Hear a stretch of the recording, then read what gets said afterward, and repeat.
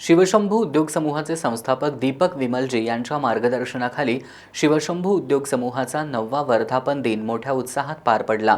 यावेळी कोल्हापूर जिल्ह्यातील UPSC परीक्षेत यश संपादन केलेल्या विद्यार्थ्यांचा सहकुटुंब मान्यवरांच्या हस्ते सत्कार करण्यात आला। दीपक विमलजी यांच्या मार्गदर्शनाखाली शिवशंभू उद्योग समूहाची सुरुवात झाली। या समूहाच्या 9व्या वर्धापन दिनानिमित्त विशेष कार्यक्रमाचं आयोजन करण्यात आलं होतं। मान्यवरांच्या उपस्थितीत कार्यक्रमाची सुरुवात झाली। यावेळी प्रमुख पाहुणे म्हणून बोलताना कोल्हापूर जिल्हा बहुउद्देशीय कृषीपूरक संस्थेचे चेअरमन विलास पाटील यांनी शिवशंभू उद्योग समूहानं वेगळं वलय निर्माण केल्यानं गगनबावडा तालुक्याला संस्थेचा अभिमान असल्याचं सांगितलं।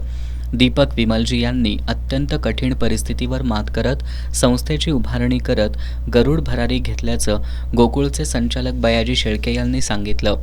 संस्थेचे संस्थापक चेअरमन दीपक विमलजी यांनी उद्योग समूहाच्या माध्यमातून सुमारे 15,000 महिला बचत करतात असं सांगितलं।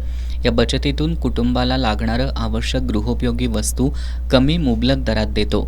महिलांना प्रोत्साहन देण्यासाठी प्रत्येक महिन्याला लकी ड्रॉ काढून त्यांना गौरवण्यात येतं। भविष्यात उद्योग समूहाच्या माध्यमातून सर्वात मोठा मॉल काढण्याचा मानस असल्याचं विमलजी यांनी सांगितलं। या प्रसंगी ब्रह्मा उद्योग समूहाचे मारुती माळी, कवठे महांकाळ तालुका काँग्रेसचे अध्यक्ष संजय हजारे, सूर्योदय उद्योग समूहाचे अनिल इंगवले, VR एंटरप्राइजेसचे संचालक रावसाहेब कांबळे यांनी मनोगत व्यक्त केली। यावेळी UPSC परीक्षेत यश संपादन केलेले दिलीप देसाई, हेमराज पणोरेकर, पूजा खोत, मनोज डोंगरे, ऋतुजा सुळेकर यांचा सहकुटुंब सत्कार करण्यात आला।